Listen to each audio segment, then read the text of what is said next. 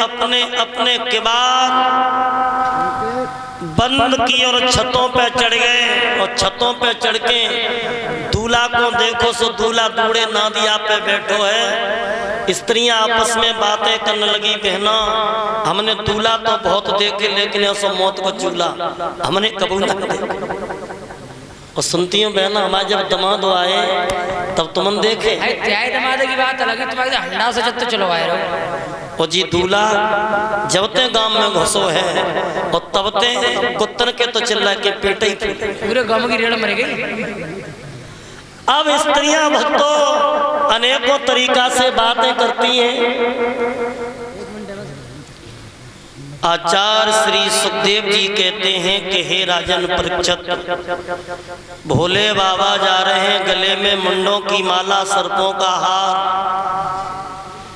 तो ये बात जब नायन को मालूम पड़ी कि बारात में भूत आए हैं, नाग आए हैं, तो नाहिन पंडितानी आपस में बात करने लगी, बहना शादी में नाऊ को और पंडित को तो पहले ही काम हो। और अगर हमारे नाऊ ठाकुर को कुछ होएगा तो हमें कोई दो रोटी दिब्बैया ना। बहना कह तो तुम सही रही हो, लेकिन अब क्या करें बहना, हमारे पंडित जी को अगर कुछ होएगा तो त्याग तो जो 4-5 पड़ंगा से हैं, हमारे तो हमें छोटे छोटे हैं, हमें तो कोई दो रोटी दिब्बैया ना है। अब भोले बाबा की बारात गलियन से गुजर रही है। अब भूत प्रेत खई स्मशान भोले बाबा की बारात में नाच रहे हैं। लेकिन भोले बाबा ने कही क्यों भाई, नंगर में कोई नहीं दिखाई दे रहा, गली में कोई नहीं दिखाई दे रहा। कचकौन लगे कहा भोले बाबा बैंड नया होता से कोई नाचने को तैयार। अब भोले बाबा का डमरू बजने लगा। अब स्त्रियां जब दूल्हा को देखती हैं तो अनेकों तरीका से बातें करने लगी हैं और कहने लगी, बहना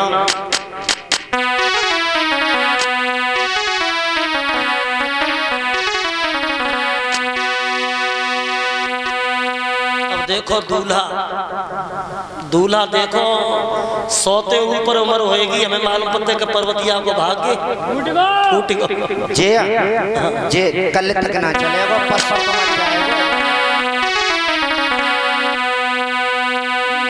अब वो स्त्रियां अनेकों तरीका से विचार करती हैं कि हरेक माता पिता चाहता है कि बेटी की शादी हो तो ऐसे घर परिवार में हो कि बेटी जीवन भर माता पिता को दुआएं देती रहे। लेकिन एक बिटिया वो भी बूढ़े वरना के साथ हमें ऐसा लगता है कि बेटी का भाग फूट गया।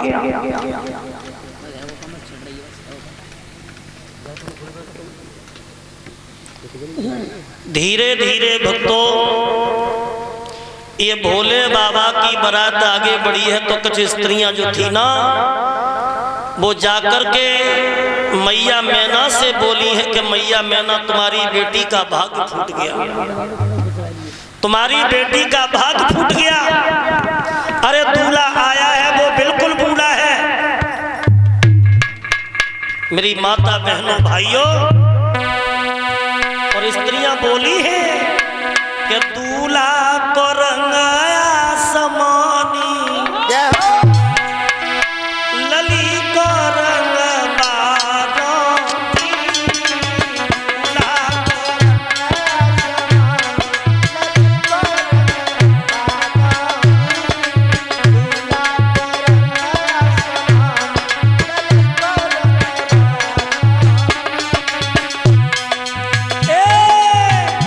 अरे दूल्हा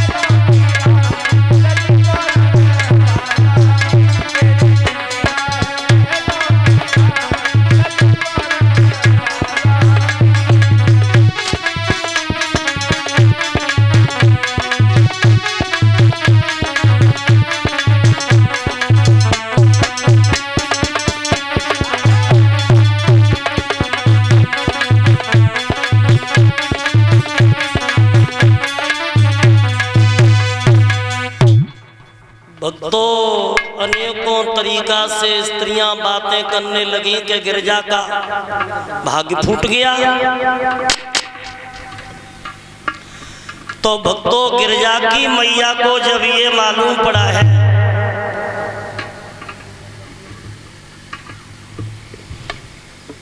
कि जो दूल्हा आया है वो बिल्कुल बूढ़ा है, तो मैया ने सर को पटक दिया है और धरती से सर को पटक करके मैया रोने लगी है और अपने पति देव को बुला करके हाथ जोड़ के कहती है कि श्रीमन, तुमने मेरी बेटी के साथ अच्छा नहीं किया, तुमने मेरी बेटी का भाग फोड़ दिया। अगर बूढ़े वरना के साथ में शादी होगी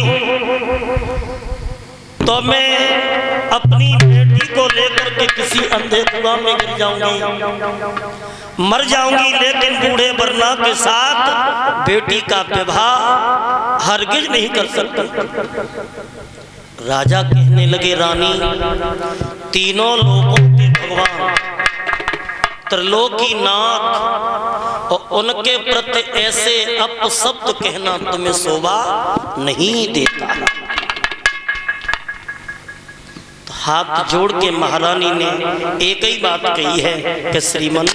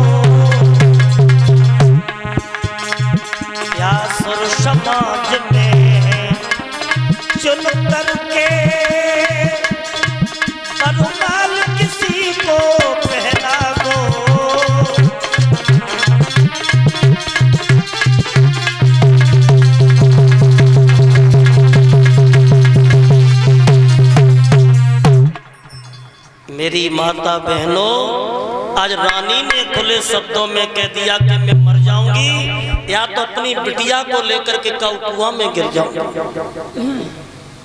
सो बाबा नारद आए गए। नारद बाबा ने मैना को रोत वो देखो, सो बोले मैना क्यों रो रही हो? तो बोली स्वामी जी तुम्हारी कमी और रह गई, चले आ, तुम्हें बिचपति हो ब्याह में और तुमने तो पूरे घर को खोज कर दो, खोज तुमने तो खोज कर दो, बिटिया के साथ में तुमने अन्याय किया। दूल्हा है वो भी बिल्कुल बूढ़ा है। तो बाबा नारद बोले मैना अगर बुरा न लगे तो हम तुमसे एक बात कहना चाहते हैं कि असली गुड़ के पारखी कभी सूरत पे नजर नहीं झुकाते, और दिल की कीमत करने वाले कभी ठाट बाट नहीं आते। अरे तीनों लोगों में कोई ऐसा पुरुष नहीं है जो भोले बाबा की समता कर जाए, और सूकर का इतना भाग्य नहीं है जो खीर हवन की खा जाए। अब इतने तो रोवा राट मचे हैं, और इतने जन्माशय में भूत प्रेत सब भूखन मरे जा। अब भूत प्रेत सोच रहे हैं कि हमने बारात तो बहुत करी, लेकिन भोले बाबा जैसी बारात हमने न करी। सो भाइयों, इधर हुआ क्या है कि राजा हेमांचल को घमंड हुआ, अहंकार हुआ कि मेरे यहाँ किसी बात की कमी नहीं है।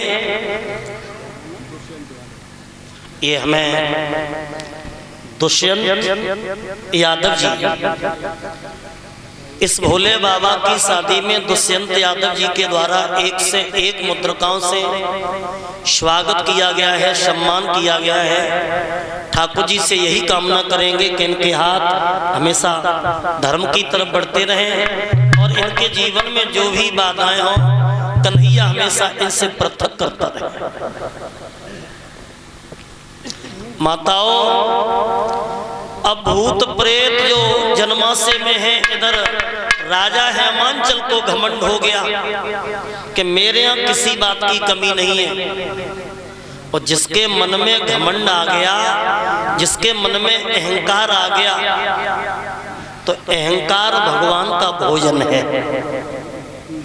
भोले बाबा त्रिलोकी ना समझ गए कि हमारा एक ससुर था जिसका नाम था राजा दक्ष, उसको बहुत बड़ा घमंड था, तो उस राजा दक्ष का हमने धड़ से शीश कटवाया था। और इनको भी घमंड है, इनका घमंड हम कैसे नष्ट करें? मेरे भाइयों, एक नाई पहुंचा है जन्माशय में, और भोले बाबा से कहा कि प्रभु बारात दावत के लिए तैयार। सो भोले बाबा ने कही, देखो बारात तो बाद में खाएगी, अबे हमारे पास केवल दो बाराती हैं, शुक्र और शनिचर। वो अगर ये दो अफरे गए तो समझ लो पूरी बारात ही अफरे गई। अब शुक्र शनिचर पेट पे हाथ उठाने लगे, जरी सो जरी से क्यों खूब। मेरे भाइयों, अब पत्थर कुल्लड़ पस्से सब्जी पूरी पस्सी। अब उनने क्या करो कि पूरी पत्थर उठाई और हट गट सट पेट में, पूरी पत्थर उठा सीधी पेट में। अब परोसने वाले बड़े दुखी, अब परोसने वाले कब्र तक जाते हैं, और भक्तों ये पूरी पत्थर उठा सीधे पेट में ले जा, और पूरे कब्र का भोजन समाप्त कर दिया। और जब जे नाय फरे तो चौखट जंगला उखाड़ के खान लगे। स्त्रियां समझ गई, स्त्रियां गाली गाने लगी, गाली।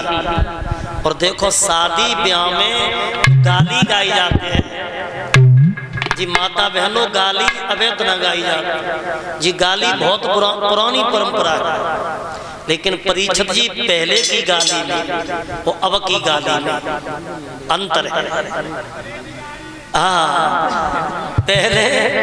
पहले हमारी माता बहनें बड़ी धार्मिक गाली गाती थी, और आजकल की गाली सुनी है, सारे समधी 23 बारात मेरे घूरे पे डरी, और जब घूरे पे डरी तो फिर भाई तो उठाए लेते। लेकिन ऐसी ऐसी गाली चल रही है। हम आपको बताएं, एक जगह रहे बफर सिस्टम, तो वहां एक लड़की ने गाली गाई, और कौन सी गाली गाई बड़े ध्यान से सुनियो। अरे बिना के सोरंग चढ़ो निबोरी पे, बिना के सोरंग चढ़ो निबोरी पे, सोरंग चढ़ो निबोरी, सोरंग चढ़ो निबोरी। गाली सुन लियो, पहले की गाली वो आज की गाली। कैसो रंग चढ़ो निभौरी पे। एक बोली बहना हम कछ कह रहे, ये मोटे पेट के ऐसे खाए रहे, ऐसे खाए रहे, वैसे खाए रहे, और सुन ले जीजी ऐसे खाए रहे, जैसे भैंसा चढ़ो लिढ़ोरी पे, बेना कैसो रंग चढ़ो लिढ़ोरी, अरे जैसे भैंसा अड़ो लिढ़ोरी, कुइया कैसो रंग चढ़ो लिढ़ोरी। मोटे पेट के ऐसे खाए रहे, जैसे भैंसा अड़ो लिढ़ोरी पे, और बेना कैसो रंग चढ़ो निभौरी पे। तो ये तो आजकल की गाली है, और पहले की गाली तुम सुनाए। पहले तो हमारी माता बहनें बहुत अच्छी गाली गाती थी। अरे हनुमान खबर लइयो लंका से, हनुमान खबर लइयो लंका से, खबर ले लियो लंका, खबर ले लियो लंका। अरे हे हनुमंता हे बलवंता एक कहो मेरे पर तो दे, रावण की सोने की लंका बीच समुद्र में धर तो दे। अरे हनुमान खबर लइयो लंका, हनुमान खबर लइयो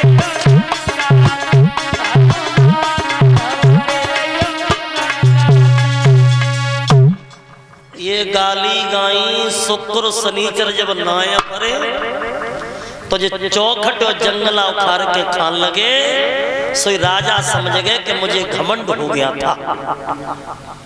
सो भोले बाबा के जाके पैर पकड़ ले, कहन लगे प्रभु तुम्हारी महिमा को समझ नहीं पाए, तुम्हारे दो बरातन ने पूरे कमरा को भोजन समाप्त कर दो, तो अभी तो बारात बहुत पड़ी है। तब भोले बाबा ने 2.5 तुलसी के पत्ता दिए हैं और कहा कि ये जाकर के शुक्र शनिचर को खिला दो, तो तुम्हारे यहाँ किसी बात की कमी नहीं रहेगी। शुक्र शनिचर को जैसे ही पत्ते खिलाए हैं तुलसी के, अब तो उनके पेट फूलने लगे। और कृपा भगवान की ऐसी कि जैसे पहले भोजन तैयार किया वैसे ही भोजन तैयार हो गए, और राजा ने बड़े प्रेम से सबको भोजन कराओ। और सुबह भास्कर देव ने पूरब में आंखें खोली हैं, तो भामर पड़वे की तैयारियां होने लगी। अब मैया मैना बोली है, बाबा नारद से के स्वामी जी एक बात बताओ, कल दूल्हा बूढ़ा था, अब का राती रात में दूल्हा के दांतों पर आए, कि राती रात में दूल्हा पे जवानी आएगी। जवाब दिया मैना, दूल्हा आए तब देखना कितना सुंदर दूल्हा है। तो भोले बाबा जब दूल्हा बनके मंडप से चले हैं, तो इतना सुंदर रूप भगवान का था कि संसार का पहला दूल्हा या संसार का अंतिम दूल्हा।